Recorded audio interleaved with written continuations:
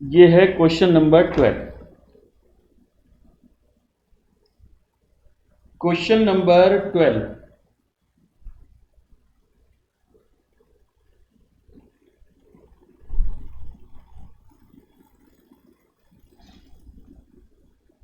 Question number 12, from the following data determine in each case, determine in each case non controlling interest मतलब NCI on the date of acquisition and on the date of consolidation by using proportionate share method. Proportionate share का मतलब है proportionate net asset method.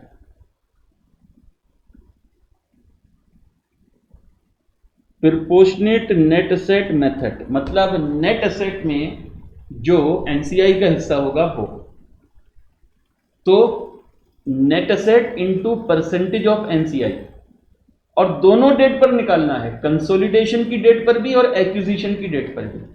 ठीक, okay. जैसे अभी हमने निकाला था, एक्विजिशन की डेट पर भी निकाला था और कंसोलिडेशन की डेट पर भी निकाला था। गुडविल और गेन ऑन बार्गेन परचेस ये आपसे पूछ रहा है। ठीक, आगे क्वेश्चन कहता है amount of holding companies profit in consolidated balance sheet assuring holding company own retain earning to be 2 lakh in each case. हर केस में होल्डिंग कंपनी का शेयर जो है वो, होल्डिंग कंपनी का जो प्रॉफिट का बैलेंस है वो 2 लाख है। तो ये आपसे एक तरीके से कंसोलिडेटेड पीएनएल का बैलेंस वैसे बोला नहीं है उसने, लेकिन उम्मीद वो इसीलिए रखता है कि आपको निकाल कर दिखाना चाहिए कि होल्डिंग कंपनी का शेयर कितना है पोस्ट एक्विजिशन प्रॉफिट में, क्योंकि कंसोलिडेशन की डेट पर 2 लाख रुपए होल्डिंग का अपना बैलेंस दे रखा है, उसमें plus in share in post acquisition profit आप ऐड कर दोगे तो कंसोलिडेटेड पीएनएल का बैलेंस आ जाएगा। ठीक है, अब देखिए हर केस अलग है, case 1, case 2, case 3। Subsidiary company है A B C D, percentage of share 90%, 85%, 80%, 100%। Cost का मतलब कंसिडरेशन, कॉस्ट ऑफ इन्वेस्टमेंट ये है। डेट ऑफ एक्विजिशन को शेयर कैपिटल दे रखा है, रिटेन अर्निंग दे रखा है, और कंसोलिडेशन की डेट पर शेयर कैपिटल दे रखा है, रिटेन अर्निंग दे रखा है। सर नेट एसेट तो दे नहीं रखा, क्यों जी? आप बताइए, सर नेट एसेट तो दे नहीं रखा। बेटा नेट एसेट दे रखा है, सिर्फ आपको ढूंढने की जरूरत है। आपको अपनी मन की आंखों से देखना है, नेट एसेट दे रखा है। कैसे? देखो, आप बैलेंस शीट बनाते हो ना, ध्यान से मेरी बात सुनना है। ये है बैलेंस शीट, यहां बहुत सारी एसेट होती हैं, यहां शेयर कैपिटल होता है, यहां रिजर्व एंड सरप्लस होता है, यहां लायबिलिटी होता है। अगर मैं कहूं ये 1000 की नेट एसेट है, 500 का शेयर कैपिटल है, 300 का रिजर्व एंड सरप्लस है, 200 की लायबिलिटी है। अगर मैं आपसे कहूं नेट एसेट बताओ इस क्वेश्चन में, तो आप बता सकते हो? सर क्यों नहीं बता सकते? नेट एसेट का मतलब होता है असेट माइनस लायबिलिटी। इसका मतलब अगर असेट 1000 है तो लायबिलिटी 200 है, तो नेट एसेट कितना होगा? 800, है ना? बोलो, जब मैंने असेट रूट से नेट एसेट निकाला तो asset minus liability net asset. जानते हो आप नेट एसेट को लायबिलिटी रूट से भी निकाल सकते हो। सर कैसे? Share capital plus reserve and surplus कर दो, आपका नेट एसेट आ जाएगा। Share capital and reserve and surplus को प्लस कर दोगे, अगर कोई एक्यूमुलेटेड लॉसेस होते हैं उसको माइनस कर देते हैं, तो बेटा नेट एसेट आ जाता है लायबिलिटी रूट से। ठीक, तो अगर आप 500 प्लस 300 भी कर दोगे तो ये भी नेट एसेट होगा, ये भी नेट एसेट होगा। ठीक है, ये भी नेट एसेट होगा। तो इस क्वेश्चन में बस यही है, इस क्वेश्चन में एक्विजिशन डेट पर शेयर कैपिटल दे रखा है, रिटेन अर्निंग दे रखा है, मतलब रिजर्व एंड सरप्लस दे रखा है, तो बेटा ये नेट एसेट ही तो है। इनडायरेक्ट वे में ये नेट एसेट ही दे रखा है, ठीक है, इनडायरेक्ट वे में ये नेट एसेट दे रखा है। तो नेट एसेट के दो तरीके होते हैं, असेट में से लायबिलिटी घटा दो, या share capital plus reserve and surplus को जोड़ लो, अगर कोई एक्यूमुलेटेड लॉसेज हैं उसको घटा लो। जैसे मान लीजिए असेट साइड में कोई पीएनएल का बैलेंस दे रखा होता है, डेबिट बैलेंस ऑफ पीएनएल, वो घटा देते हैं, नहीं दे रखा तो कोई बात नहीं है, असेट प्लस और रिजर्व एंड सरप्लस जो होगा वही नेट एसेट होगा।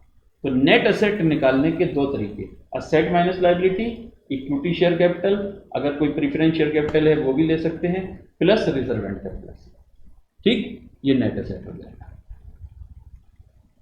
चलिए अब इस क्वेश्चन में हमसे सबसे पहले पूछा है non controlling interest on the date of acquisition and on the date of consolidation by proportionate share method, proportionate share method. उसके बाद गुडविल और गेन ऑन बार्गेन परचेज। तो पहली बात तो मैं सबसे पहले तो एनसीआई निकालूंगा on the date of acquisition of control. आइए, acquisition of control,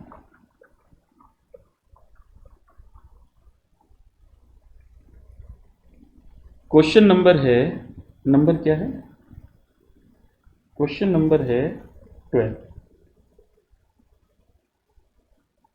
question number 12, 12 number question.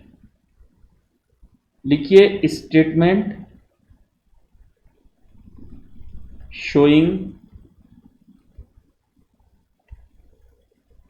NCI in each case on date of acquisition by proportionate net asset basis, proportionate net asset basis। कैसे बेटा, case 1, case 2, case 3, case 4, case 4, 4 case, ठीक है।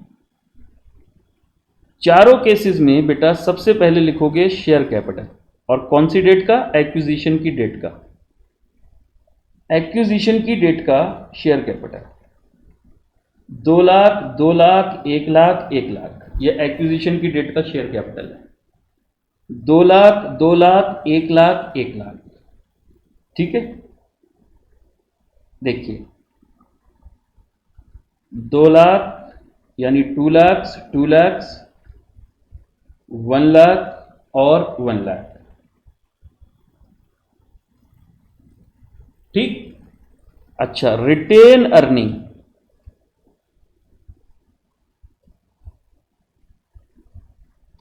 Retain earning acquisition date की 1 लाख, 60, 40, 80, 1 लाख, 60, 40, 80, और इन दोनों का total लगाएंगे, ये क्या होगा बेटे, ये होगा नेट असेट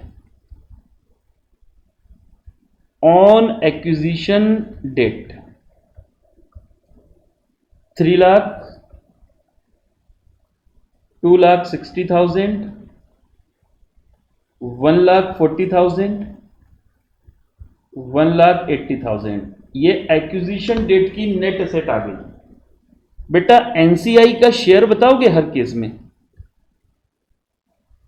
हर केस में एनसीआई का शेयर देखो, एनसीआई का शेयर 90, इस केस में 10%, इसमें 15%, इसमें 20%, इसमें एनसीआई का शेयर होगा ही नहीं। तो सिर्फ तीन ही केसेस में एनसीआई का शेयर होगा 10, 15, 20। लीजिए 10%, 15%, 20%, 0%। ठीक है, और यहां लिखेंगे value of NCI on acquisition date 30,000, 260 का 15%, 39,000, 28,000 और 0। ठीक है, 28,000 और 0। बोलो बेटे, यहां तक किसी को कोई डाउट? मतलब जो नेट एसेट है एक्विजिशन डेट पर, उसमें एनसीआई की परसेंटेज निकाल दो तो एनसीआई ऑन एक्विजिशन डेट आ जाएगा। ठीक है यहां तक? अच्छा, एक चीज और निकालनी है, NCI on the date of consolidation. NCI on the date of consolidation, उससे पहले मुझे क्या करना पड़ेगा, जितना रिटेन अर्निंग में चेंजेस हुआ है ना, वो निकालना पड़ेगा। रिटेन अर्निंग में बेटा जो चेंजेस हुए हैं, मुझे वो चेंजेस निकालने पड़ेंगे, क्योंकि रिटेन अर्निंग में जो इंक्रीज या डिक्रीज हुआ होगा वो इस कैरिंग अमाउंट ऑफ एनसीआई में ऐड हो जाएगा। ठीक है, इस कैरिंग अमाउंट ऑफ एनसीआई में ऐड हो जाएगा। ठीक है, एनसीआई में इसमें चेंज हो जाएगा, ऐड हो जाएगा। तो मैं बल्कि यहां पर क्या करता हूं, लीजिए, plus share in post acquisition retain earning,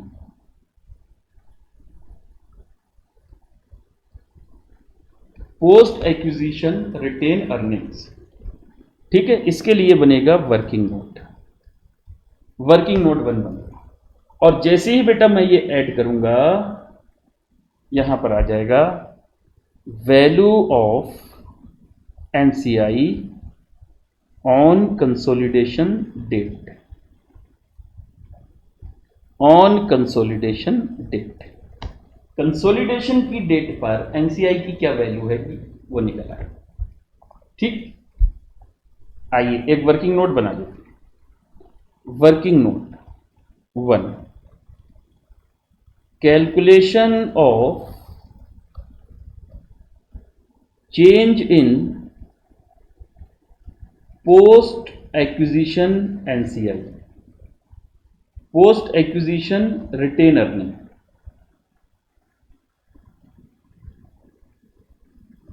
retain earning, ठीक है। Case 1, case 2, case 3, case 4। ठीक है जी, केस 1, केस 2, केस 3, केस 4। सबसे पहले यहां पर लेंगे रिटेन अर्निंग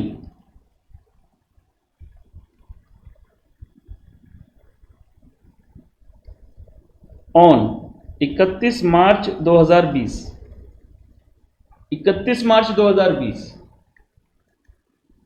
ठीक है, 31 मार्च 2020 मतलब कंसोलिडेशन की डेट पर कितना ये है, इसमें देखिए ये है, देखो 1 40, 40, 60, 1 12, 1 40, 40, 60,000, 1 12।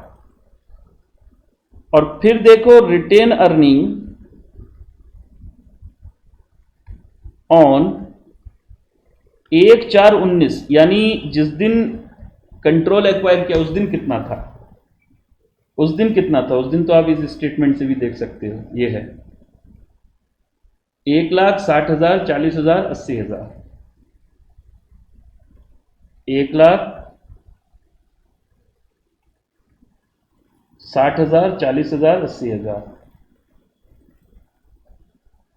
60,000, 40,000, 80,000, यही है 1,60,000, 40,000, 80,000। हाँ यही है। ठीक है, 1,60,000, 40,000, 80,000। इंक्रीज इन 2019-20, ठीक है, कितना 40,000, 20,000 माइनस में, ठीक है, ये घट गया, 20,000 प्लस में। अच्छा, 1/12 में से 80 जाएगा तो ये 12 और ये होगा 32,000, ठीक है। इसमें दो लोगों का शेयर होगा, शेयर ऑफ पेरेंट और शेयर ऑफ एनसीआई। पहले केस में पेरेंट का शेयर कितना है, मैं यहां पर शेयर ऊपर लिख देता हूं, यहां पर 90:10, 90 है पेरेंट का, 10 है एनसीआई का। ये है 85:15, ये है 80:20 और ये है 100:0, ये शेयर है। तो पेरेंट का शेयर, एनसीआई का शेयर, 36,000 शेयर जो है वो है पेरेंट का, ठीक है, और 4,000 जो शेयर है वो है एनसीआई का। इसमें 17,000 का जो शेयर है माइनस में, ये है पेरेंट का, और 15% यानी 3,000 जो है ये है एनसीआई का। इसमें 16,000 पेरेंट का है और 4,000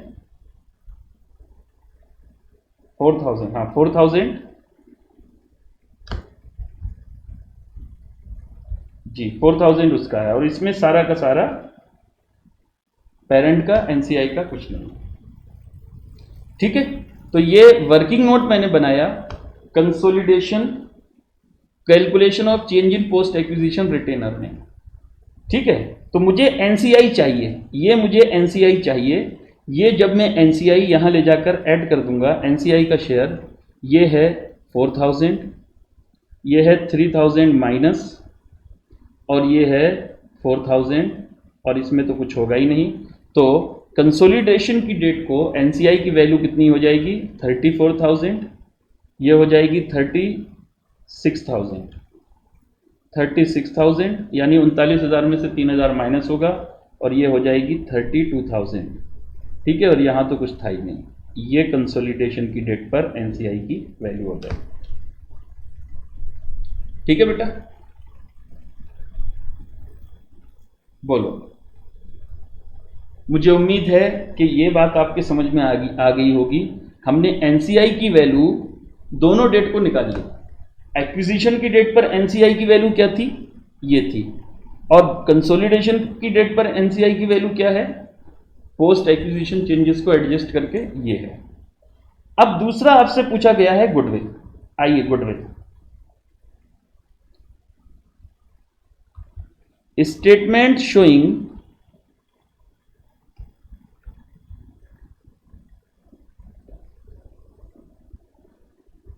goodwill oblique gain on bargain purchase.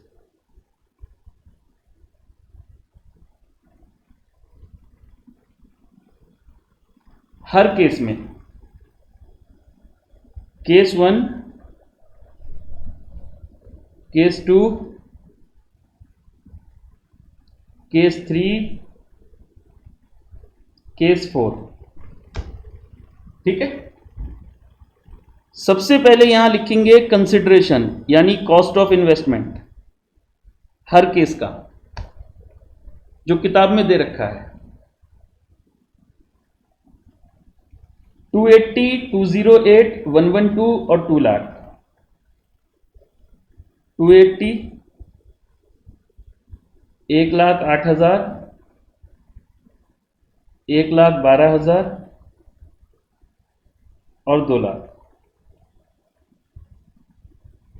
ठीक है। इसमें प्लस करेंगे value of NCI on acquisition date. Acquisition date की एनसीआई की वैल्यू जो आपने ऊपर निकाली थी, 30, 39, 28,000, 30,000, 39,000, 28,000 और नील, और minus net asset on acquisition date.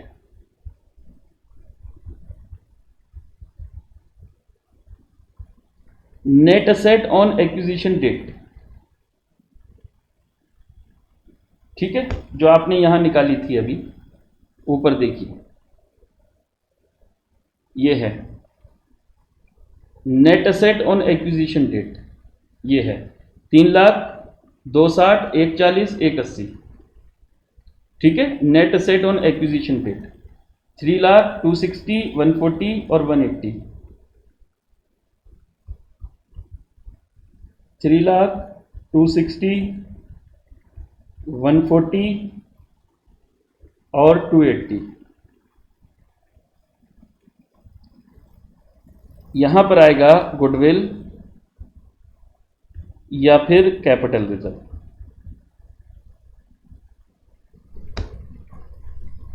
एक बार और देख लेते हैं, क्या यही है 3,00,000, 260, 140, 280? एक बार और देख लूं मैं, 3,00,000, 260, 140, 180, सॉरी 180 है, 280 नहीं, 180, ये 180 है, ठीक है, 180। अब देखिए 280 प्लस 30,000 माइनस 3,00,000, यह आ गया गुडविल 10,000 का goodwill. 108,000 plus 39,000 minus 260, 1,13,000 capital reserve, ठीक है, 260, 1,13,000 कैपिटल रिजर्व। कंसिडरेशन 1,08,000 ही है सेकेंड केस में। ओहो, 2,08,000 है, सॉरी, ये मैं कहूँ कुछ ज़्यादा कम हो गया, 2,08,000। तो बेटा 2,08,000 प्लस 39,000 माइनस 260, 13,000 होगा बेटा कैपिटल रिजर्व, होगा कैपिटल रिजर्व भी, लेकिन 13,000। अच्छा, इसमें 1,12,000 थे ना, हाँ ये ठीक है, 1,12,000। तो 1,12,000 प्लस 28,000 माइनस 140, ये nil, no goodwill no capital reserve, और यहाँ पर 2,01,80, 20,000 का गुडविल, ठीक।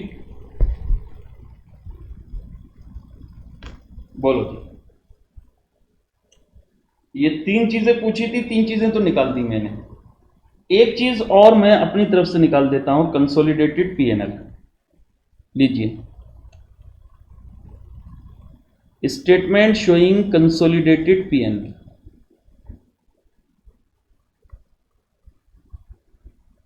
यानी statement showing consolidated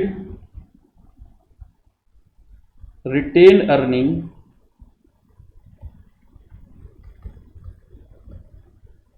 on consolidation date,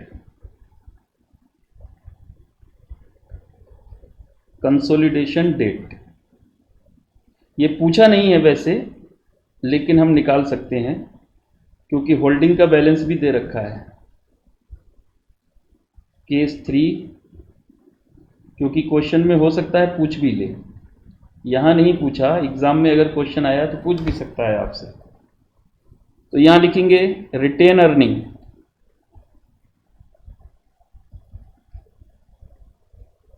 of parent. Parent का रिटेन अर्निंग आपको हर केस में बोला है 2 लाख है, हर केस में 2 lakh, plus share in post acquisition retain earning of subsidiaries, ठीक है, जो वर्किंग नोट 1 में आपने निकाला भी था, वर्किंग नोट 1 में आप लोगों ने निकाला था, ये देखिए, ये निकाला था पेरेंट का शेयर 36,000, ये 17,000 माइनस ये 16,000 और ये 32,000। ठीक है, तो 36,000 प्लस 17,000 माइनस उसके बाद 16 और 32,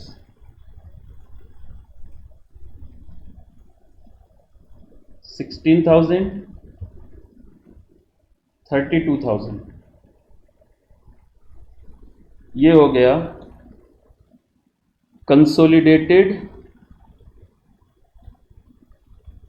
retain earning on consolidation date.